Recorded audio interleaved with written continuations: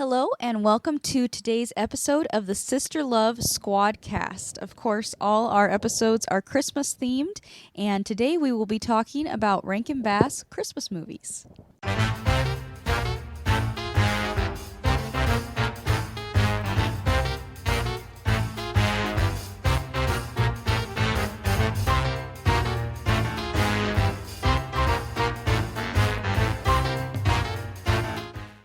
Well, all our episodes for December are Christmas themed. What did I say? All our episodes. Did I? Yes. But she's living in December. Yes. Xena would do Christmas all the time if she could. A Winter Wonderland World. All right, so to start us off, we did watch a short documentary on the Rankin Bass Studio Productions. Do you have any of those facts for us, Xena? He was kind of faulty sometimes. Who? The guy doing the documentary. Oh, yeah, we were correcting him on some things. Yeah, there wasn't too much about it, just basically that they, of course, started their studio as Videocraft International in 1960, and the first feature they made was the New Adventures of Pinocchio. Oh, yeah. I feel like I've watched that one a long time ago. Yeah, it was like a little TV show, and it had the claymation theme. Now, from what he was talking, people are going to have to fact check this and do their own research, but I think that one actually was done in stop motion. Okay. So that each movement was, Was a picture that they put in sequence. Yeah. Now, I could be wrong, but I think that's what he said. And then they moved into, of course, using puppets, Right. which kind of surprised me. It was still stop motion, but they could get a smoother movement with the puppet than with the actual claymation character. Mm-hmm. And that all the recording and the creating of the characters was actually done in Japan. Yes. I didn't know that. I didn't know that they were puppets. They're marionettes. That's what they are. If you're that Thing You Do fan, you may get that reference. So we've obviously, anybody who's been following our page knows that we have been doing our Christmas movie surprise and opening our Christmas movies each night. So we have already opened and watched quite a few of these specials. Who wants to start with what's one of your favorites? I mean, it's hard to pick, but Yeah, which it's one kinda should we talk hard. about first? It's kind of hard to rank them. Elsie, did you have a choice? Well, since she's Rank 'em. absent, Rank them. And Bass? Mandy did give us her favorites. Mm-hmm. So from 3 to 1, it's Frosty, Cricket on the Hearth, and Rudolph, with Santa Claus coming to town as an honorable mention. Really? Yes. It's an interesting order. I had to remind her about Santa Claus coming to town. Yeah, Frosty being third. Yes. So Oh. Rudolph okay. is her favorite. Yes. I think Rudolph is a lot of people's favorite. I know Well, it's my the favorite. most famous. Do It's you remember probably- seeing it for the first time? Yes, I do. It was in black and white. Yeah. I had a black and white TV. But it was still, magical because it only came. It's not like now where you can watch Rudolph all through the year. Which I did as a kid. Yeah. So it made it more magical. Yeah. Yeah. Yeah, I agree. I don't know. I always loved it. And what's been coming back as a memory for me as we were watching it is that Christmas when I got all the figurines from the Rudolph movie and from the... Yes. I had some from Santa Claus Coming to Town too. And oh my word, I played with those so much. Yeah. I was Sure we either still have very them. little or not around yet when you got those. Because I just remember always having those They were Rudolph here when toys. I got here. Well, I know they were here when you got here. And what else did we buy you? The Charlie in the Box. Charlie in the Box. And we Yeah. still have him, Life yeah. size. One thing about it is you got to turn it off or it'll scare you in the middle of the night. Well, When- because it can be on try me mode, which if you pass it. Yeah, it's Yes. motion sensitive. motion sensitive and it pops up at you. Did that happen to you? Of course it happened to me. Well, I do I know. think I remember that. You know, one of those times when you're like going through your room and cleaning it and finding things that you haven't seen in years. One time, this was probably, I don't know, I might have been 13 or 14. We found Charlie in the Box again. And Elsie didn't know at that time that he had the ability to be motion sensitive. Oh, yeah, I dear. remember this And time she too. found that out. And she started placing him different places and scaring people. Yeah. like me. Yep. Actually, that day though, Xena was gonna come up to put away her clothes, and I put him in the doorway to our closet room, which was our bedroom at that time. Living with Elsie is always an adventure. This is true. This is true. Yeah. I don't even remember all that he says. It's all quotes from the movie. I do know that he'll go, "Halt! Who goes there?" That's the first one. Uh-huh. And he just, who may I ask are you? And I guess I'll just go to bed and start dreaming about next year. Yeah, that's when you fold his arms and put him back in the box. He says that. Yeah, but we had a lot in the actual little figurine toys too. We had like the cave, Mhm. Rudolph's cave. Yeah. And that one And- played different clips from the movie. Mm-hmm. The snowbank did too. You know, anyone that I speak to about Rudolph the Red-Nosed Reindeer, it's really something. I wonder if they had any idea when they put it out how big it was really going to become. I mean, everybody still watches it every year. Yeah. And I remember one of my coworkers, we could quote the whole movie.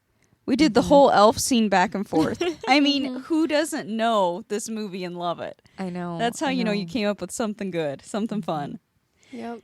It's funny because we watched this one last night, and the other thing that I thought is, it technically, I guess, is a kid's movie, but at the same time, the way they wrote the script, Yeah. you catch a lot more as an adult. Yeah, you do. You do. It's one of those, especially things that Yukon Cornelius says.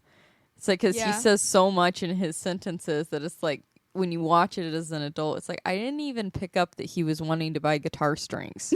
Like, that's on his grocery list there. Yeah. I know one thing that caught my attention, and back to kind of the history of it, actually, they were not going to have Burl Ives in the Oh, movie. really? It was going to be all Canadian voice actors because there actually were more voice actors in Canada at the time because radio was still big. But the station, I think it was CBS. Am I correct? NBC. think it was on- NBC. NBC? I believe. Okay. It wouldn't have been CBS because I couldn't have watched it then. That was back in the days of antennas, Mm-hmm. and we just happened to be in a CBS hole, so you couldn't. So it must have been NBC. It must, well, or ABC, one of the two. Yeah. Could have been. Anyway, the studio wanted them to get a big name Mm-hmm. to promote it. Well, that's Somebody smart. that was recognizable, and that was brilliant. In fact, I think that's one of the most fun things about the Rankin Bass features is seeing whose voice they're going to use and how they make the character kind of look like them. But as I was watching it in the intro by, of course, Sam the Snowman, which is voiced by Burl Ives, he said at this one part, they did what they could to hide Rudolph's nonconformity. And I thought, you know, as a 4-year-old, 5-year-old kid, you have no idea what that even means. But you get the story. So I think that we should get back to that a little bit more. I think a lot of cartoons now try to quote unquote dumb it down for the kids, but they're using big words, and you grow up with it. You start Right. to realize the meaning of it a lot sooner. Yeah, when I think back on like lines I know from a kid, I didn't memorize them by the actual words, but like by the sound. Yeah. Of the inflection and the sound that they made. The words made. I didn't really even register what it meant. I just knew the inflection and the sound that was made. Well, this is kind of a bit of a rabbit trail off of that. You ever notice that it seems like everybody today, especially the kids, talk exactly the same? Like their inflection is exactly the same. Well, on cartoons like Rudolph the Red-Nosed Reindeer, you have people's voices who are dynamically different. But it seems like now when you have voice actors, they're trained to speak with the exact same reflection, almost like inflection, just like a newscaster. You know how they're trained to talk a certain way? It's almost like kids' voice actors have to talk like this. And it's like, I think that's training our kids to all talk that way instead of develop their own way of talking by hearing the wide variety of sounds and voices as kids. And that's another thing on Burl Ives talking as the snowman. As a kid, we all watched a lot of Burl Ives movies, but a lot of people don't know who he is now. You're like so dear to my heart. I loved that one. Or Summer Magic. Yeah. But as a kid, I could tell just from his voice who that was. And I mean, everybody, I'm assuming at the time could too. Well, you when it had came these great character actors. I'll never forget the time we were watching Disney movies, and we were pretty little, and my cousin Madison was over, and we had watched Aristocats, and then we were watching The Jungle Book. And I remember her saying, Baloo is the same voice as Thomas O'Malley. Yep. Which, of course, was voiced by Phil Harris. And what a fun and distinct voice. I mean, you watch interviews, they also let them ad-lib. These Yep. character actors Yeah. had that ability Yeah. to bring these characters to life. Well, that is a great example because Baloo's kind of fun and kind of goofy and kind of typical Phil Harris. But it did take a while for it to dawn on me that he's Thomas O'Malley too, because he's very attractive in that role. His voice is even more attractive in that role, and you're like, okay, how is this the same? But it's like I mentioned the other night, I'll bring up another Rankin Bass, Cricket on the Hearth. I love that one. Tackleton is voiced by Hans Conried, who voices Captain Hook, and he's also on the Jerry Lewis movie Rockabye My Baby, and he He's was on so much. Fantasy Island. I mean, he has a distinct voice, but as a kid, I didn't really pick up that they were the same because it's just little things that change the sound. Well, on that, I have to say, and I think the two that stick out in my mind as really using his voice talents the most is, of course, the great Paul Frees. Yes. Which Yes. he was a Rankin Bass regular, as far as they used him a lot in their features. And he voices several characters on Cricket on the Hearth. Yep. And I love watching Santa Claus is Coming to Town and trying to figure out all the voices that are Paul Frees. Because the majority of them are. Yeah. And I Half the wonder time if he's that, talking to himself. yeah, half the time he is. I wonder if that is because they did get more big names for that one. I mean, they have Mickey Rooney and Keenan Wynn in it, And Fred Astaire. and Fred Astaire. So, you know, maybe they didn't want to pay as many different voice actors when they had Paul Frees who could do it all anyway. Because Burgermeister, Meisterburger, and his little henchman guy are both Paul Frees. Yeah. Yeah. Having conversations. So he's having a conversation with himself. And it sounds totally different.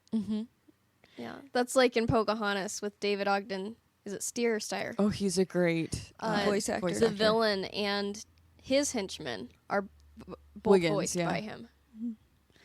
Yeah, I have to say that I think Santa Claus is Coming to Town would probably be my second favorite. Although it's hard, mainly because of the score. I don't know. That one's almost your favorite, Xena. Yeah, I think that would have to be your favorite. The Rudolph is nostalgic for you. Yeah. The thing is it's one of those things like we do on cover song comparisons. Rudolph kind of has to be your favorite because it was first and it's what started everything. Get tarred and feathered by everybody else if you say that it isn't your favorite. Well, I know when we were talking about this and about the score comparison that I said, I think this has the best music in it. And everybody's like, not Rudolph? It's hard. What's your favorite song in Rudolph? And Rudolph? I know yours, Xena. I really like Holly Jolly Christmas because it also has become such a Christmas classic. Yeah. Yeah. Like, I don't know. It's like, who would have thought that a claymation movie would have created one of Christmas classics a Christmas classic song? I'd have to say either Santa's Elves or Silver and Gold is good too. But then again, the Island of Misfit Toys song is good. I'd have to say Santa's Elves is probably one of my favorite that I find myself singing.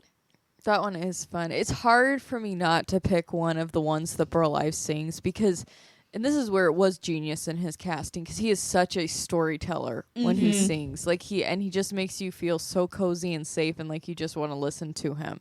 Yeah. He's got a great singing voice. So I do really like Shelley was saying, Holly Jolly Christmas really sets the mood and kind of wraps up the movie. But Silver and Gold also has a very cozy feeling to it. What is one of your most favorite lines in Rudolph? That's hard. You know this one. It's between Hermie and Rudolph. Oh, yes. I feel like it's like our squad motto. Right. He says that's when they're talking about being misfits, and Hermie says, I don't need anyone because I'm independent. And Rudolph basically agrees and says, yes, I'm independent too. And here comes my favorite line when Hermie says, hey, what do you say we both be independent together? And I'm like, yep, that feels like our squad. Yeah, if that isn't our motto, I don't know what is. It's our squatto. Independent together. We're all independent together. That's Yeah. right. Yeah, there's so many lines that are quotable in Rudolph too. That's another thing that I have to give it for being one of the top. And it was interesting how they said they had to change a scene in it. Yes, I was going to bring that up. So the original ending was Yukon Cornelius finding a peppermint mine. And that was the last scene. They didn't have Santa going to the island of misfit toys and rescuing the toys. And actually, kids wrote into the studio after it aired and said, so Santa just forgot about the misfit toys, like he didn't go get them. So the next year, they had made that final scene where he goes and rescues the toys, and they added it in instead of Yukon going and finding the peppermint mine. They did still have a nod to it. They had a line, where he throws the pick up in the air and says, peppermint thing I've been searching for all my life, but they didn't have the actual scene. They replaced it with the misfit toys scene, which I think is probably a better ending. Yeah, Yeah. but I would like to see that scene. Like they Wonder could if you can probably find get it on DVD. Yeah, That could be a special They could feature. have figured out how to edit that in as well. Yeah. Yeah, it'd be interesting to know if anybody remembers that scene in our audience. Yeah, or knows where to find it. It seems to me that you're tapping my long term here. It seems to me that was a thing that was talked about in school. Yeah, like he didn't. What about the toys? Yeah, Especially because Santa's kind of crabby on this movie. he is crabby. is. Right? Yeah. I know. What was that meme you saw about when he meets Rudolph? It said something like Santa enters employee's home, offends his newborn, sings about himself, and leaves. Yeah, insults his deformed newborn Yeah. child. Yeah. Sings a song about himself and leaves. Yeah, I always thought that was a little interesting because they totally changed the flavor and the outlook of Santa Claus in Santa Claus is Coming to Town. Yeah. But he's kind of a grumpy guy. Have you ever noticed that Santa is always skinny until Christmas time to deliver the toys? Yeah, Yeah. I know that. Well, they kind of explain that in Rudolph. See, he won't eat. She's trying to get him to eat the entire movie. Yeah. The I only think one that isn't And like I don't know that- what she put in that soup. I know. It was like 15 minutes or less. He was all plump. So, see, the person who really maintains Santa's image is Mrs. Claus.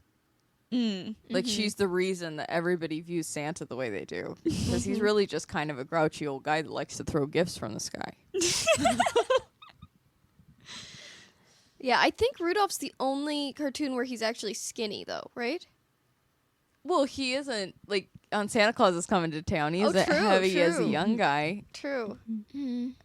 That's true. Yeah. Now, A Year Without Santa Claus, he is plump through the whole thing. He is, but that's also very close to Christmas. Right. True. That's true. Yep, True. yep, We don't. So there we might don't be see him something the rest to of this the year. theory. Yeah. Mm-hmm. Which, Yeah. on that note, that one is a little underrated. And it is one that it wasn't my favorite the first time I watched it. But every year I watch it, and it endears me to it more and more. So my thoughts on that. The only scene that ever needed to be was the Heat Miser, Snow Heat Miser. Miser and Snow Miser, because I'm not crazy about that one actually. Because rewatching it, I'm like, oh yeah, that's a good movie. It has great score, but I really only like that one song and that one scene. I think that makes the movie. Yeah, that and that and Mickey Rooney comes back to voice Santa. Yes. And what is her name? Shirley Booth plays Mrs. Claus. Yes. And I do like that. Yeah, I mean, I like the voice acting and everything. It's just like the storyline, I feel like is a little lacking. It takes a long time to pick up. Yeah.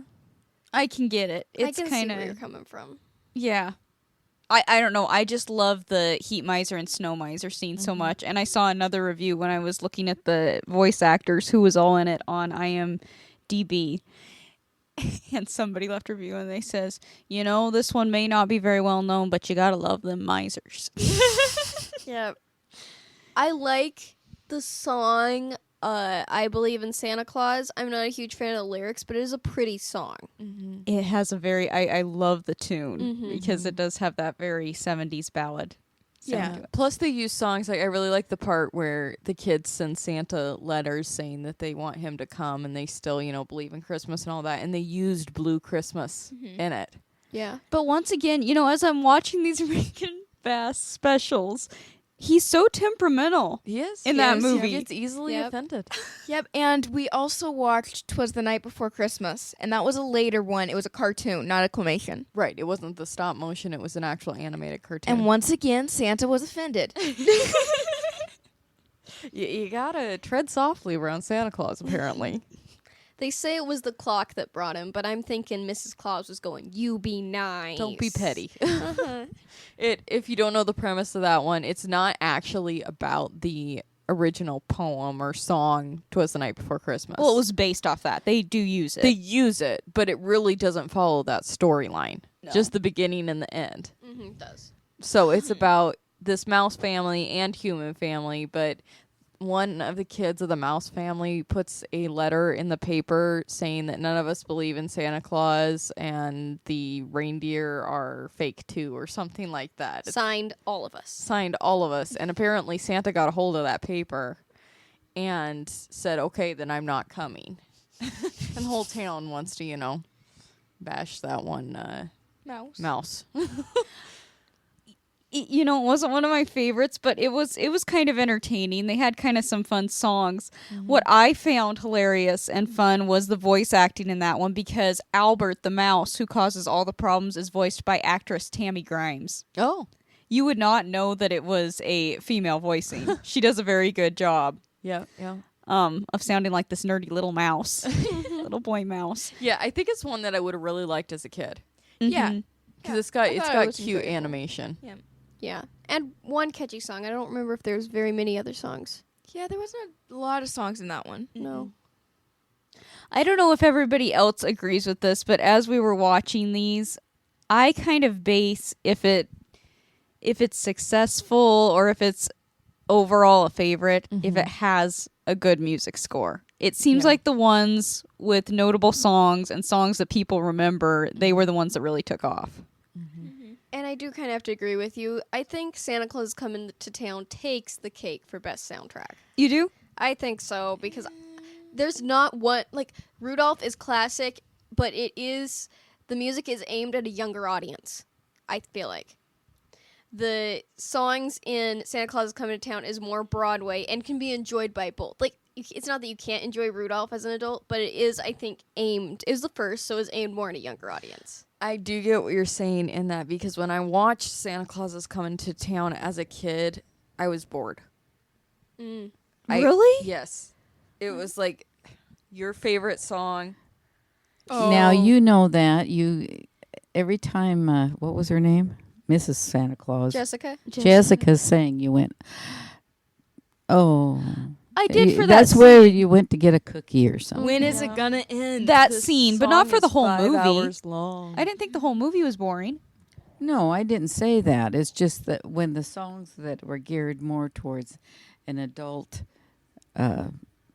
Yeah. Audience. audience, you went on. Same Let's go have a cookie or something. Same with Through My Eyes on Cricket on the Hearth. Cricket on the Hearth. See, I was Yes. older when I watched that. So I was totally bored through that one. But the cartoon, and this isn't Christmas, that takes the cake for the longest slow song scene is Robin Hood, 1973 by Disney. Love from Robin Hood is like 3 hours long. When And you're you- a kid. Yeah. Uh-huh. And you watch it when you're an adult, and it's literally probably 30 seconds. it wasn't long It enough. is. It's not even a minute. I don't think so. And no. as a kid, it really felt like 5 hours. Yeah. I think that it goes without saying that Rudolph and Santa Claus is Coming to Town are probably the most famous and we should set those aside and start talking about one of the lesser known ones, if everybody agrees. Well, there's Frosty, the Mhm. snowman. I always did like Frosty. That was one that I watched a lot Mhm. as Yeah. a kid. I Yeah. think that was actually probably the first Rankin Bass I watched. Yeah? Yeah, maybe. When did that come out? I believe it was 69, but I could be wrong. 1969, yes. Look at me. And of course, it was based off of the song that was originally recorded by Gene Autry. Mm-hmm. I love how they actually based it off of songs Yeah. Mm-hmm. a lot of times. And it was great. I do really like that Jimmy Durante is the narrator there because he does that one so fun, Mhm. that Yeah. song. And I love the voice actor for the magician. Mm-hmm. Oh, like, yes. talking about unique voices. Does a good job. His is so memorable and his so name? perfect for the role. I don't know the actor's actual name, but Yes. I know that he's on the Doris Day show. He gets started on a And- lot. Call me madam. Yep. He's her secretary. Isn't he the one she says, and when you Call. call me madam? Smile. Smile. Yes. Yeah, but Jimmy Durante does a great job too. Yes. A lot of it always depends on the narrator. And when the narrator has that much personality, that makes the whole thing fun. It sets the whole vibe. Mm-hmm. I mean, even Frosty, he was the perfect voice for that. And Wasn't that Buddy? Wasn't the Shapoopy guy? No, that's in Jack Frost. that's in Jack Frost. His name starts with a J. It's Jerry Jackie. or Jackie. Oh. Is it Jackie Oh. Gleason? No. No. Um, Go. Billy DeWolf is the magician. Yes. yeah, right. Billy DeWolf. Yeah. No, his voice was perfect for that. And let's see. Frosty's. I know his first name is Jackie. Yes, Jackie Good. Jackie Vernon. Jackie Vernon. Vernon. It had nothing to do with Judy. Yeah. But that is one where they make Santa Claus pretty nice and Yeah. compassionate. Yep. I always liked one of my favorite scenes of that cartoon is when they're marching through the town and all the people seeing Frosty. And I don't know Yes. why this stuck in my head, but the gal who's fixing her hair and her hair stands up on end and she falls backwards. I don't know. That one always tickled Or me the as a barber kid. that cuts off half the guy's mustache. Yep. Yep. Yeah. Yeah. Who? I wonder who speaks as the policeman because he's good too. Yeah, I think he it's swallows his probably whistle. Paul Yeah. Freese. Oh, probably. I could Paul be wrong, Frees. but I think it's Paul Freese. Yeah. Well, we touched a little bit on Cricket on the Hearth, and this one really is not as well known. I feel like. Yeah, I don't think so. I mean, let us know in the comments if that's one that you have as a, regular Christmas tradition. I know we do, and we used to watch it all through the year as kids because I really loved that one. And that Yes. one almost has two narrators because of the beginning scene with Danny Thomas and Roddy McDowell. I was thinking as we were watching that this year again, great picks on the cast, and you have a stellar cast on that one. Yes. They're pretty much all big names. Yeah. Of course, Danny Thomas speaks as the father, and his daughter Marlo Thomas is Bertha. And then Ed Ames in the role of her boyfriend, Oh, yes. Edward. Him singing those songs. I love it. And it's mainly songs. I realized that this There's a time lot of watching songs in it. it. Yeah. Mm-hmm. A lot of it is song sequences. So that's another one where as a kid, you may not be as interested in it, I feel like, because a lot of it's told through slower songs. Yeah. I didn't really have the boredom thing with that one as a kid because the animation's so colorful, I think. Yeah. Yeah. I just had it with Through My Eyes. Yeah, which I love that song now. Like, I have that song actually on my playlist, and I would love to put that song on a Christian album Mm-hmm. because Yeah. if you think about it, it's like the Lord with us, and it'll make you cry if you listen to the song through that perspective that it is the Lord talking to us because the words are just so perfect. Yes, I feel that too. This is probably not a popular opinion among this group here, but it always bugged me that she didn't get her sight back.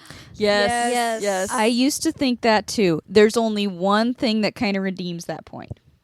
And that's because when he goes and she says, "Do you know I'm blind. And she almost finishes that. Because I was thinking that. I'm like, oh, man, as a kid, I'm always like, she should have got her sight back. Yeah. But she says, do you realize that I'm... And then we come in with a reprise of Ed Ames singing Through My Eyes. Yeah, but Still. through that, she could have, her eyes could have been opened again. Yeah. Because she didn't lose them. She lost him out of trauma because he got killed or something. Yeah, it's emotional. or she thought he was, dead. That's true. Yeah. So Well- now that he's alive, that she sees, again, You I could don't have know. still had the reprise and maybe like at the end scene after the wedding she got it back or something like that, you know? I suppose so. I wonder Or- if it's written that way by Charles Dickens. Probably. That she doesn't get it back, or that Yeah. maybe he might even wrap it up that she does. I'm just trying to think of how that would flow if you did the song, because it is really cool to have him then go and sing the song her dad did. Yeah, but it could be cool as a duet, like mid reprise. She comes in and says, "I can see," or something like that.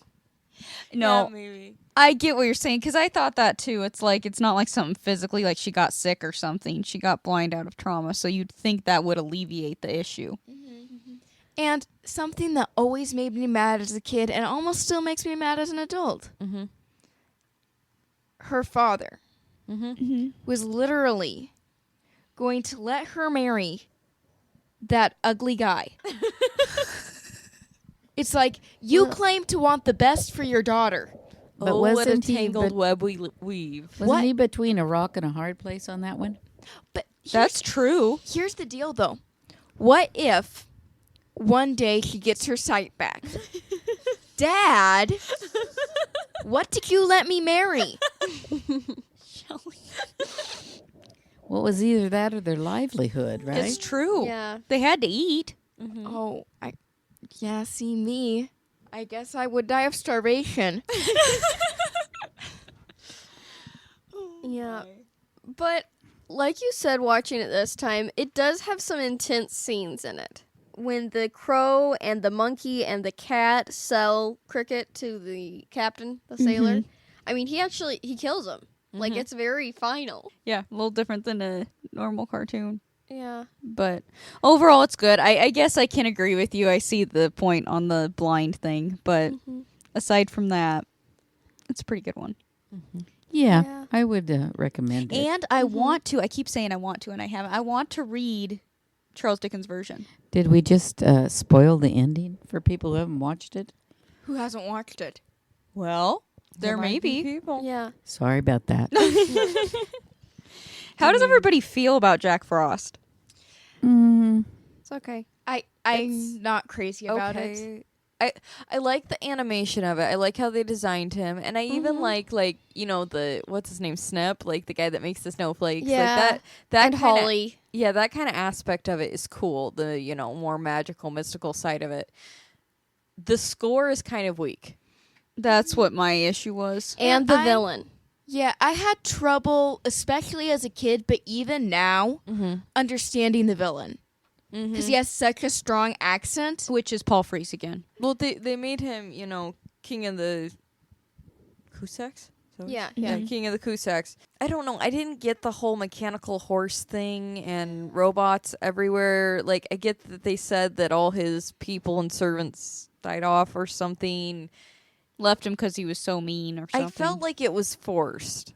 Yeah. Like, they were trying to make him so villainous that it was almost confusing why he had certain things the way they were. But I do really like Buddy Hackett. Yes, he does a really good job as the groundhog. Yes. As the groundhog.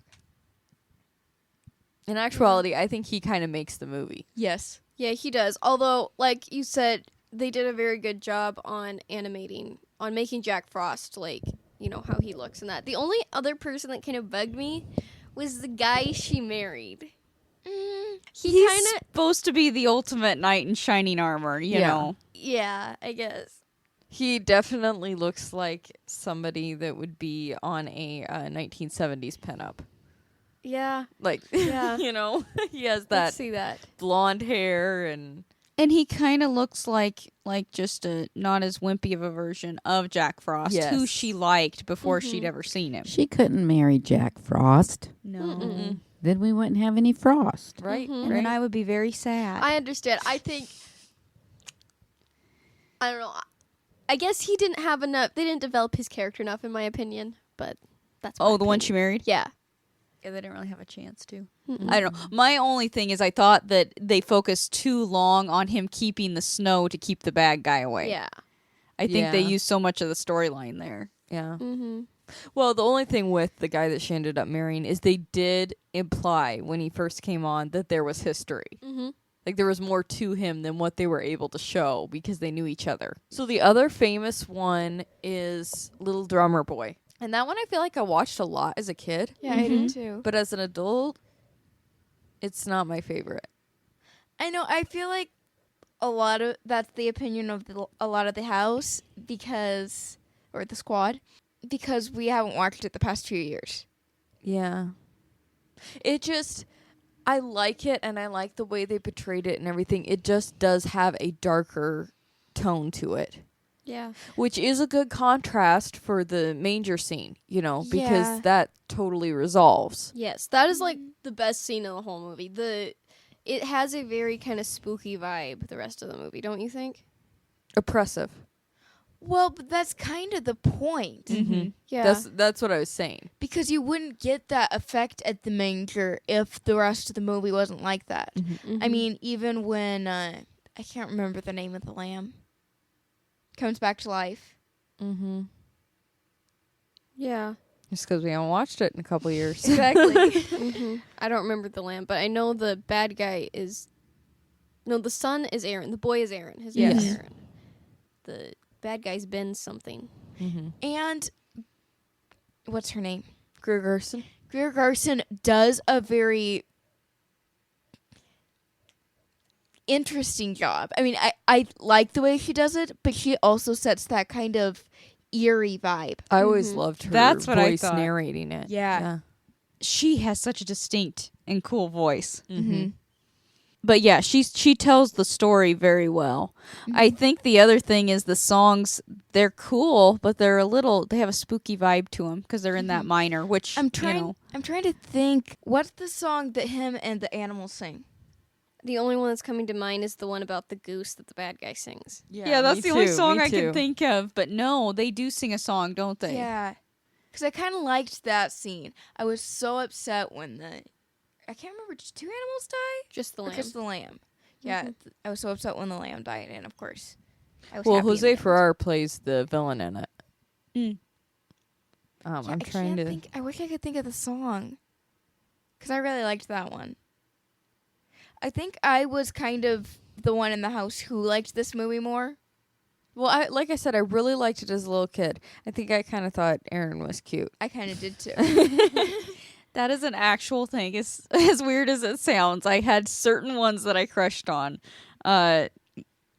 Young Santa Claus and Santa Claus Come to Town, and Hermie and Rudolph.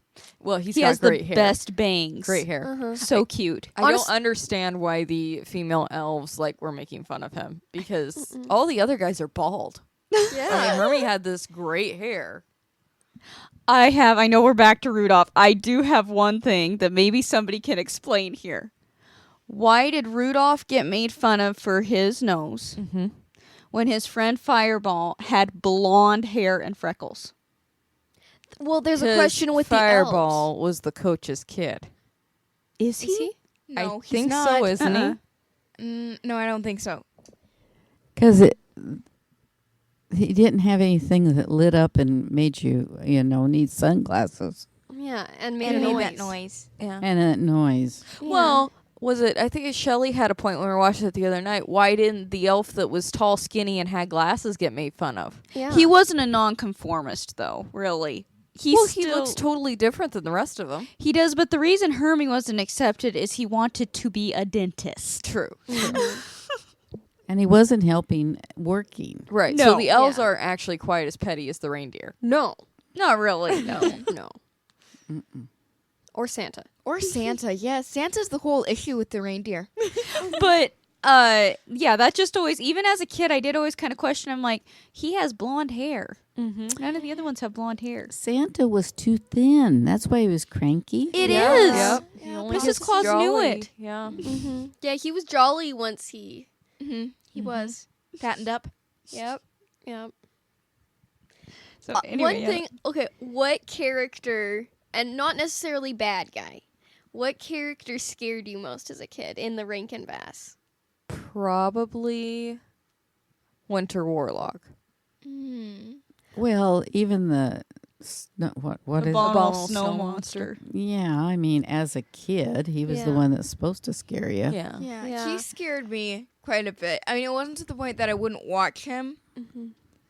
He's not okay. The one isn't really scary that I'm gonna mention here.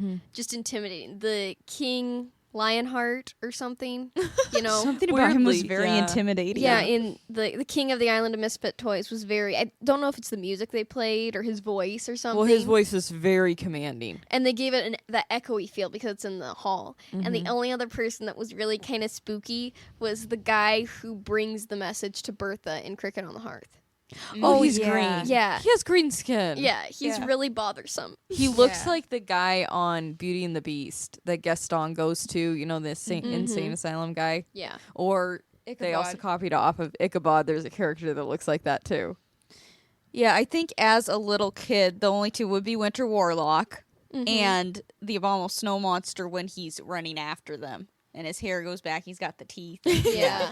Yeah, that is a Yeah, little girl. yeah. That, And it's like, like, it ooh, is that's scary. amazing how he gets not scary with no teeth. Yeah. Yep. He's just a funny looking guy then. Yep. Yeah. Um, Well, same thing with Winter Warlock. Yeah.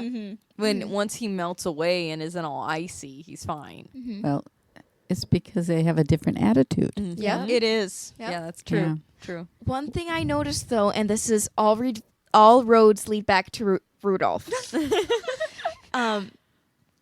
Last night we watched it, and when Rudolph leaves the little hut they're staying in for the night, On the island of Misfit Toys. yes, he leaves the door open. I always noticed that. Yep, I thought that was very rude. Yeah, it's like, well, for one, that was kind of rude. For two, how are they not feeling the cold air get in? They're gonna know he left. Yeah. Oh, I didn't even notice that. Okay, what about some more obscure Rankin Bass? Well, we're going to have to steer away from Christmas ones if we want to go on to. Well, There not is necessarily. Nestor. You haven't Yep. talked about Nestor the Oh, that's Christmas true. donkey or the Rudolph's Shiny New Year. Shiny New Year. Or the Leprechaun's Christmas Gold. Yeah.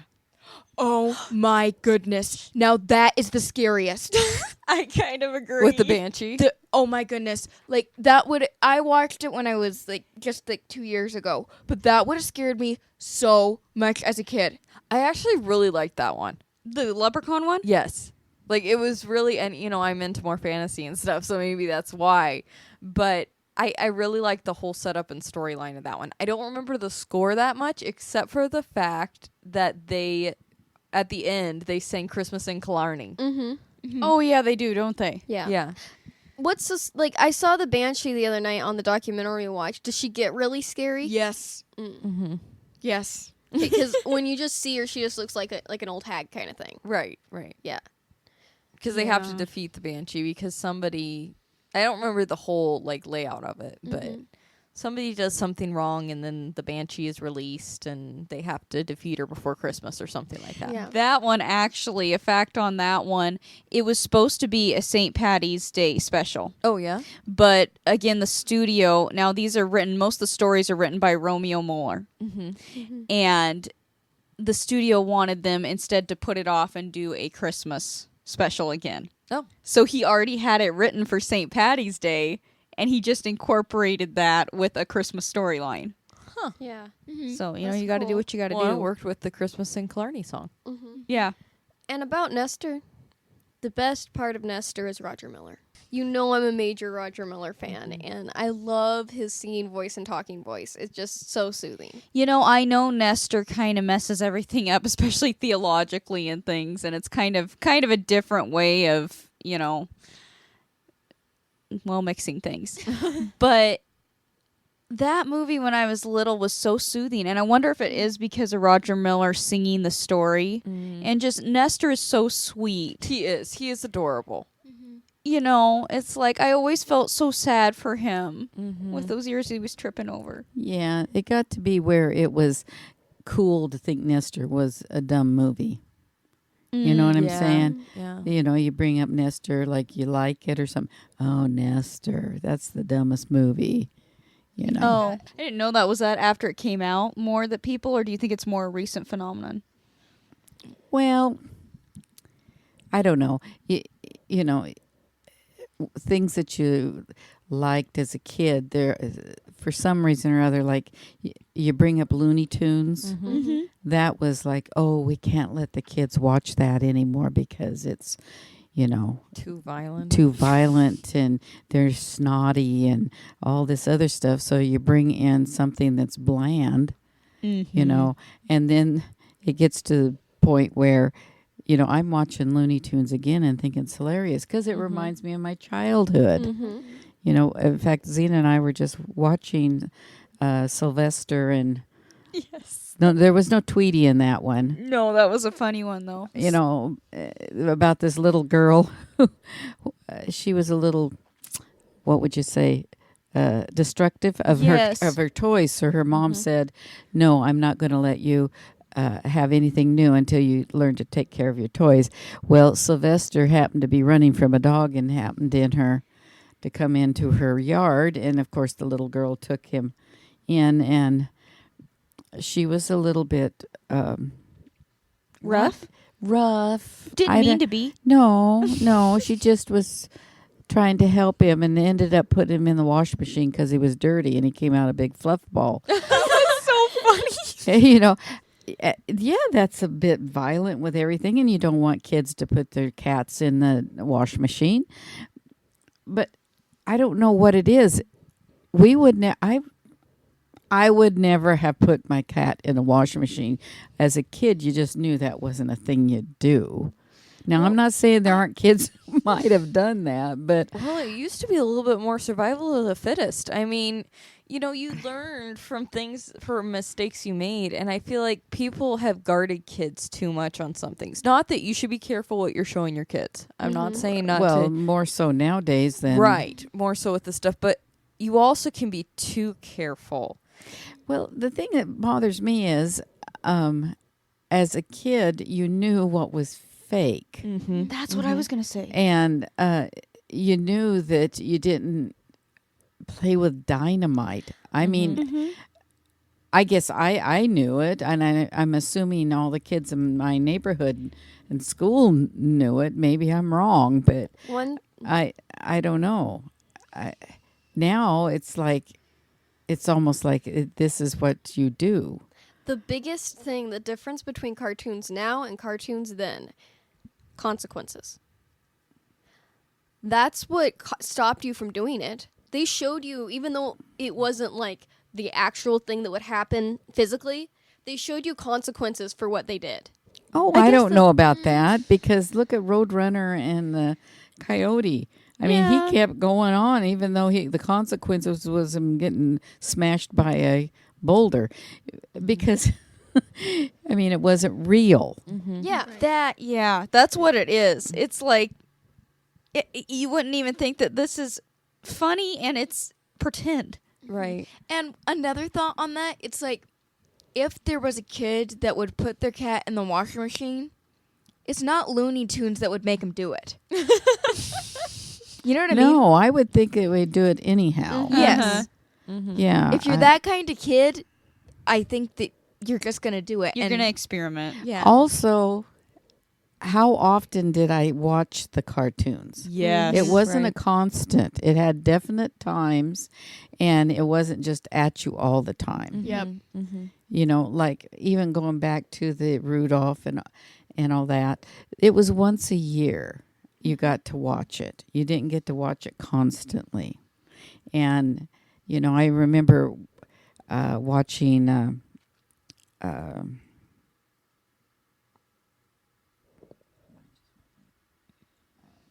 Wizard of Oz. Mm-hmm. Wizard of Oz came in on once a year, just as Peter Pan did. Mm-hmm. And so, Was that Christmas time? Or no, I don't know when Peter Pan came, but it was the one with, it was the Mary stage Martin. one with Mary Martin that was shown. but the Wizard of Oz, do you know what time of year that was? Mm-mm. No. So the only note that I have on that, as far as Rudolph and these ones, is as a kid, I'm glad that I was able to watch it several times throughout the year because it made it more like a fairy tale, more like Disney. You know, we never did the Santa thing. And having it as something that I could access all the time, it made it even more of a fairy tale to me. Mm-hmm. Rather than it's like connected with Christmas. No, Christmas is about Jesus. Mm-hmm. But there are these fun little stories that people have made up about Christmas and Christmas time. It's a fairy Yeah. tale. Mhm. But that ties back into what you're saying. I have two thoughts that I think it is important we save things for Christmas time and we don't have constant access to things. Yes. Yep. For any time, I think you find something more precious when it's just not accessible. Right. Mm-hmm. It's something to look forward to. You have anticipation. We're missing that in today's streaming and access to everything. That's what they're talking about in the music business. It's like people are starting to go, you know, you used to have to actually pay for music because you liked it Mm-hmm. And wait. and wait for it. Yeah. Right. There was something to look forward to. You know, Christmas was at Christmas time. Now we're doing it in August. And I'm saying I'm one of them, you know, that wants to get at it. But yeah, it was different and more. But it's funny how you say that, Jay Lee. I think because there was access to it, yes, it is good for kids to watch it through the year and know that's not what Christmas is about. But that ties back into what Linda was saying about she knew things were fairy tale that were on TV. Mm-hmm. Right. True. There's something somehow switched or shifted, and I think it does have to do with the access and the, well, what do you call it? The rule of The rule of seven. the rule of seven.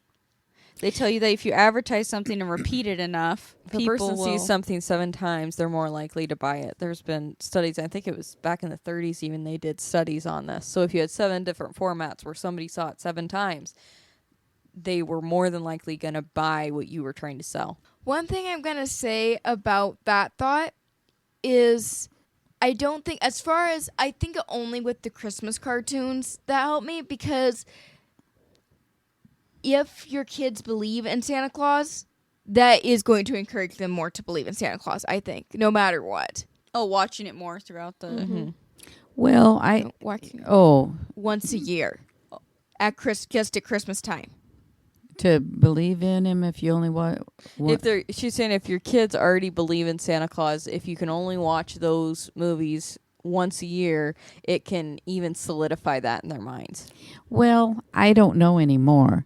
I was just thinking, you know me, I was not a big Santa Claus fan from the time there was this person that we had, because he came into one store. It wasn't a Santa Claus in every corner when I was a kid, Right.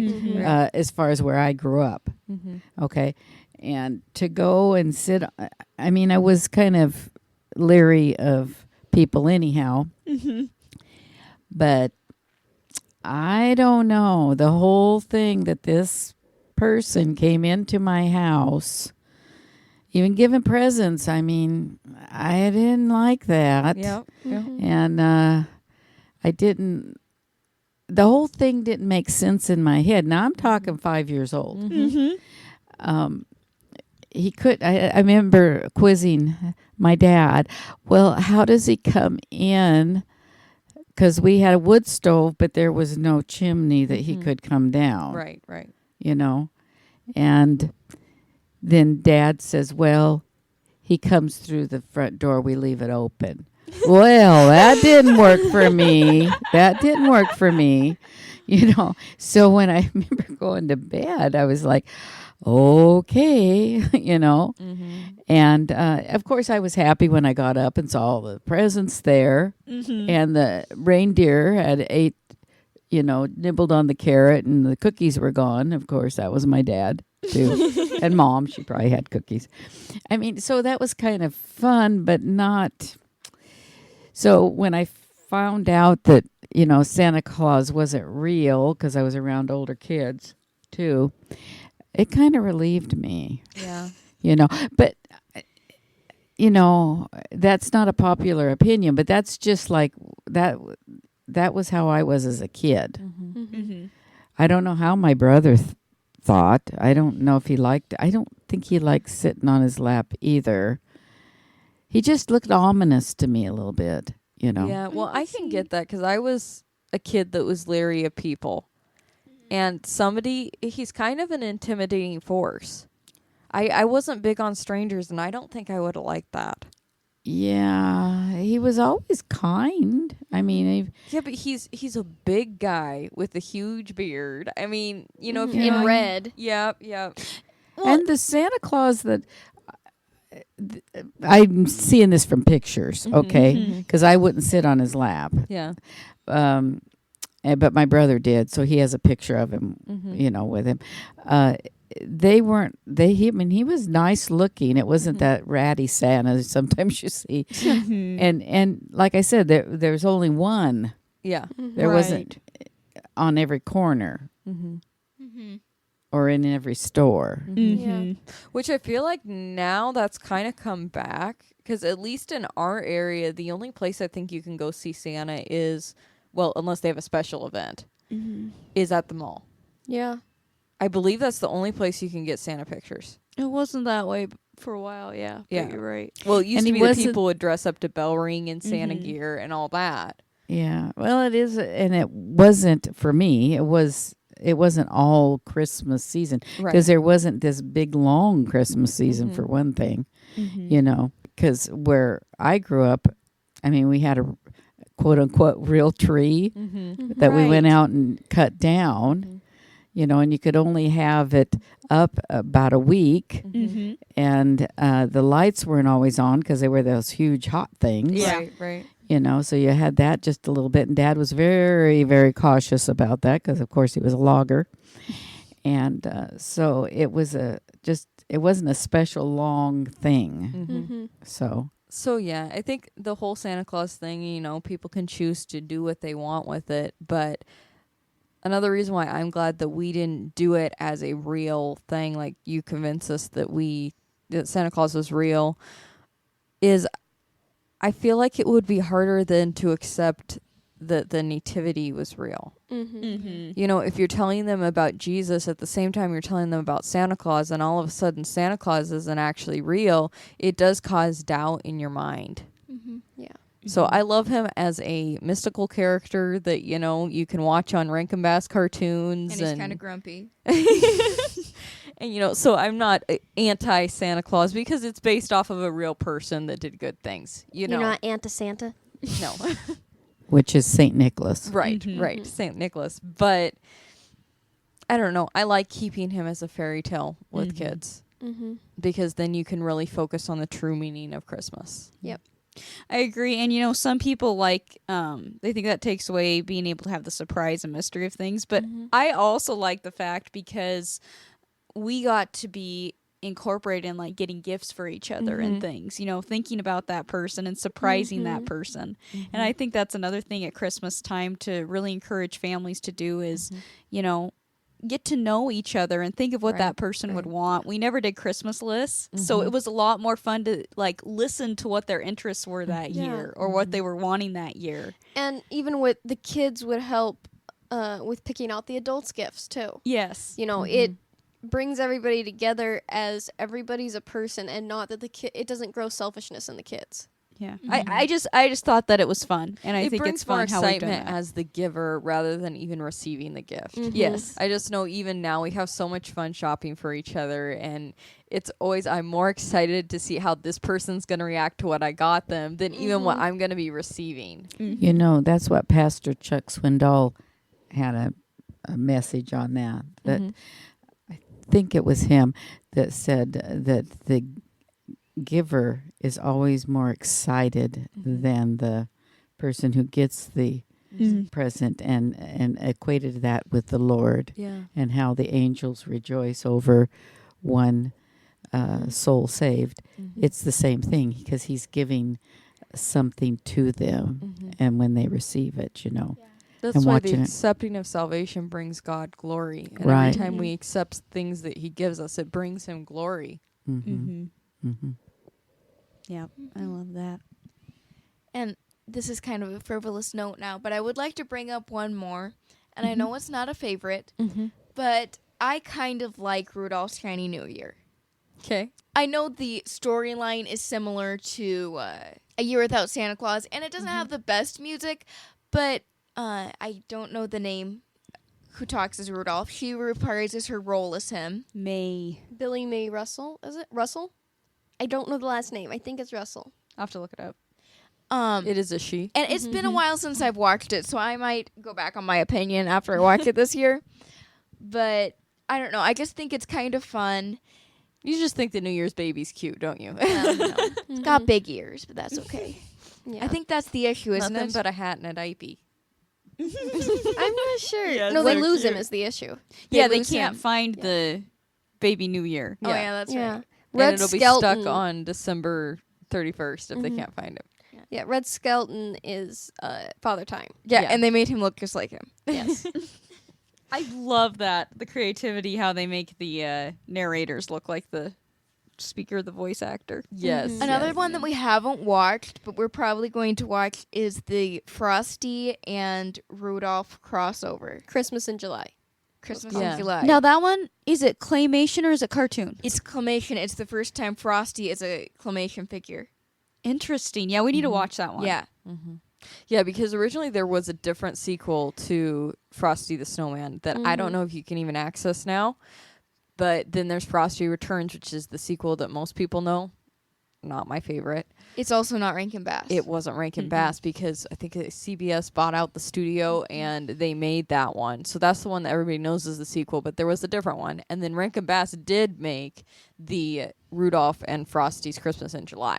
Yeah, we had the Frosty's love interest from Frosty Returns in the Rudolph toys we were talking about. Yep. The Rankin Oh Bass yeah, toys. that's right. We got those at Toys R Us. Oh. Yeah. A moment No, of I heard they silence. were coming back. Are they? Is that true? they? I don't know. I know there's some in California still in business. Yeah, we not lost around here. ours in Rochester. I remember when Babies R Us opened too, and it was just before Shelly was born. So right after we went to visit her, we went shopping for her and got her all sorts of little things at Babies R Us. Well, I know we're probably coming towards the close of it, so I have to mention, even though it's not Christmas, another one that came to my mind that I loved growing up, and that is the Mayflower Mouse. Yes. That was also a Rankin Bass production, and of course, it's all about Thanksgiving and the Pilgrims coming over on the Mayflower. That's narrated actually by Tennessee Ernie Ford. Yes. Oh, yes. is it? Yes, It is. he sings throughout it, and that has some great songs also. It does. Yeah, it does. And it's just so fun and cozy, and that is like Thanksgiving to me. I wish they would get it out on DVD and streaming services and stuff. You can only find it on YouTube, and I think the Internet Archive now because it's so obscure. But apparently they showed it in schools too around Thanksgiving. That's interesting because when I was little, I didn't really remember watching like Nestor until I was older. I don't remember watching Mayflower Mouse until I was older. Oh. Well, But we had it I- on VHS. But I'm Yes, we sure did. it was around when I was very little. And both Roger Miller and Tennessee Ernie Ford are on my playlist. yeah, you love their voices. Yeah. That's So interesting. that's And then really we interesting. didn't bring up one that is an ultimate favorite in this house because it's going to be brought up in the next episode with Right. that theme. Right. But that is Mr. Magoo's Christmas Carol. I think we still have to mention it today because it was a Rankin Bass production and it's one of the best Christmas carols Yes. in my You opinion. want to put it on an actual stage. So if you have not watched Mr. Magoo's Christmas Carol, please do watch it this year. It is a lot of fun. I can't say enough about it. And I'm you better sure- brush up on your Christmas Carol versions because our next episode is going to be discussing the different movie versions of the Christmas Carol and which one is our favorites. So we're going to be posting about that soon next week. Make sure you let us know what your favorites are. If you want us to watch one, make sure we talk about it. Let us know in the discussion group before we record the episode, which will probably be Sunday or Monday. So be sure to let us know what Christmas Carol you would like us to review. Yes. This has been an interesting undertaking watching all these versions. It's hard when you already have one that you think is the best and you have to look from an objective point of view. That was the same with the last podcast on Mary Did You Know. Yes, yes. Nobody changed our mind. No.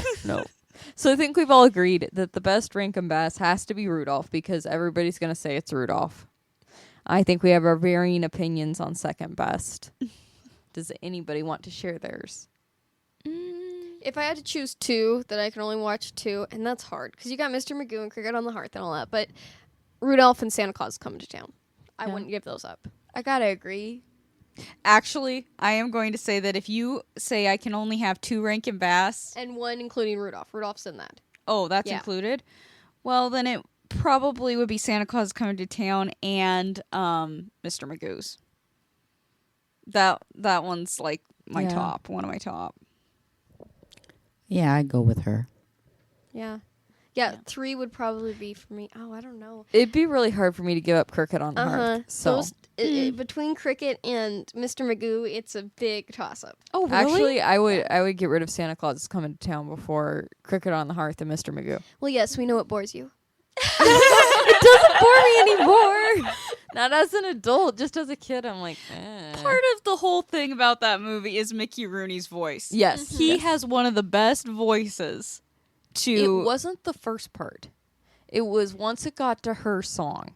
I know. And then they have the wedding and all that. And as a kid, it's like, Yes, I know. I was a kid, and like Linda said, I had the same thing. When is this going to be over? And then one day, I was all grown up, and I watched... What is the song? My world. My world is beginning today. Yeah. My World is Beginning Today, and I'm like, oh my goodness, I think I love this. Uh-huh. Somehow, this must be the sign that I've grown up. Yes, I like it now. I do. The only thing that intrigued me about that song Mhm. was how she held all her hair up with 2 bobby pins. I know, right? We need to like take lessons from her. Yeah. All right, well, wrapping up the episode. Make sure you visit our Facebook page because we do have the Christmas movie surprise going on right now. Every night we post a new video of us unwrapping one of our Christmas movies that we'll watch for the night and talk and give you a Sister Love update. So make sure you follow that. Follow us on Facebook and Instagram, as well as each one of the 4 sisters has a public personal page. So Instagram and Facebook, I'll go through each. Zena's is under Zena Ariel, and on Instagram she is The Warrior Princess 99. the Warrior Princess 99. And then mine is under Jaylee Joy, and on Instagram I am under A Doodlebug's Life. Elsie is under Elsie Janine, and on Instagram she is Marlene McFly 05. And Shelly, our sweet Shelly, is Michelle Gabrielle, and on Instagram she is the girl with crimped hair. So please go follow each of our personal pages as well as Sister Love on Facebook and Instagram. Let us know what your favorite Rankin Bass Christmas movie is and what Christmas Carol movie you want us to review on our next episode next week with the Sister Love Squadcast. We will talk to you next time. Bye-bye. Bye-bye.